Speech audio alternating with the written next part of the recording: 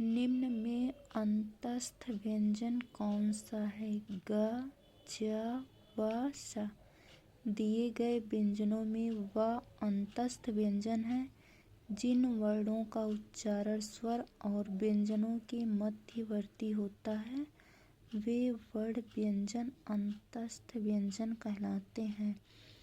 हिंदी वर्णमाला में य तालव्य, र मूर्धन्य, ल दंत्य तथा व दंतोष्ठ 4 अंतस्थ व्यंजन हैं। इनमें य तथा व अर्ध स्वर भी कहे जाते हैं। ऊष्म वर्ण कौन से हैं? स, स, ह। स, स, ह ऊष्म वर्ण होते हैं।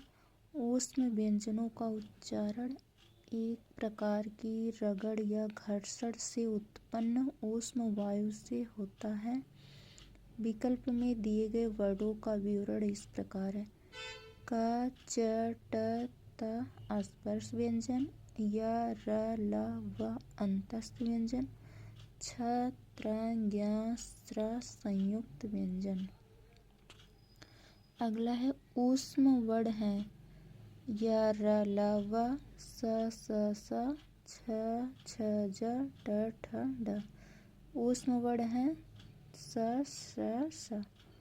स, ह ऊष्म व्यंजन है तथा य, र, ल, व अंतस्थ व्यंजन है। च, छ, ज तथा ट, ठ, ड स्पर्श व्यंजन है। ऊष्म व्यंजन कौन सा है? ह, ल, म, च। दिए गए विकल्पों में वर्ण ह ऊष्म व्यंजन है। जिन व्यंजनों का उच्चारण करते समय वायु मुख के किसी विशेष स्थान से घर्षण करती हुई निकले तथा ऊष्मा उत्पन्न करे उसे ऊष्म व्यंजन कहते हैं। जैसे श, ख, श, ह। निम्नलिखित में से संयुक्त व्यंजन कौन सा है?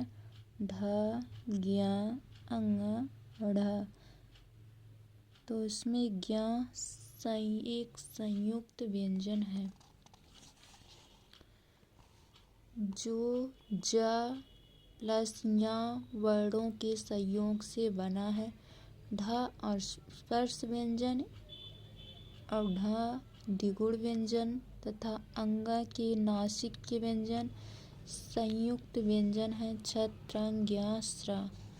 दो व्यंजन जब एक साथ मिलते हैं तो क्या कहलाते हैं? संयुक्त व्यंजन। जब दो व्यंजन एक साथ मिलते हैं तो उनके योग से निर्मित व्यंजन संयुक्त व्यंजन कहलाते हैं। हिंदी वर्णमाला में 4 संयुक्त व्यंजन को स्थान प्राप्त है। छ 2 वर्ण से मिलकर बना है। क, धन, स का हलंत। त्र, त, धन, र त हलंत। ज्ञ, ज, धन, य ज पर हलंत। स्र, स, धन, र स पर हलंत।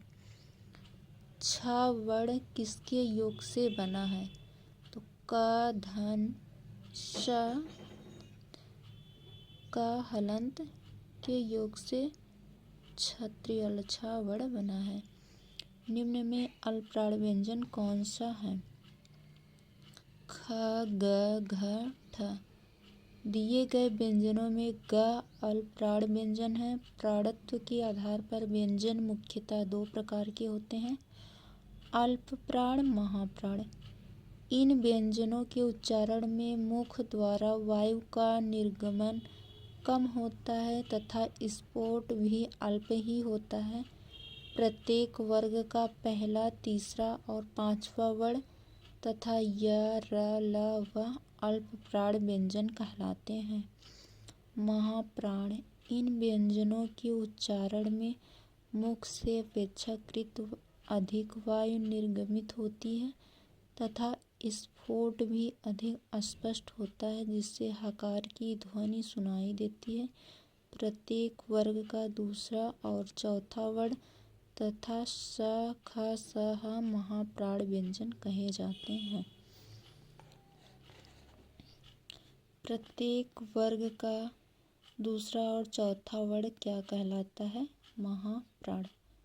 ऐसे व्यंजन जिनको बोलने में अधिक प्रयत्न करना पड़ता है और बोलते समय मुख से अधिक वायु निकलती है, उन्हें महाप्राण व्यंजन कहते हैं। प्रत्येक वर्ग का दूसरा, चौथा तथा समस्त ऊष्म वर्ण महाप्राण ध्वनि के उदाहरण हैं, जैसे ख, घ, छ, छ, ठ, ढ, थ, ध, फ, भ और श, श, ह आदि। निम्नलिखित में से कौन महाप्राण ध्वनि है? ज, क, घ, प। घ वर्ण महाप्राण ध्वनि है। महाप्राण व्यंजनों के उच्चारण में हकार जैसी ध्वनि विशेष रूप से रहती है और श्वास अधिक मात्रा में निकलती है। प्रत्येक वर्ग का दूसरा और चौथा वर्ण तथा समस्त ऊष्म वर्ण महाप्राण है। अन्य विकल्प ज, क, प वर्ण अल्पप्राण है। निम्न में से कौन सा वर्ण अघोष है? च, ज, छ, झ, ड। दिए गए विकल्प में च वर्ण अघोष है, शेष वर्ण सघोष है।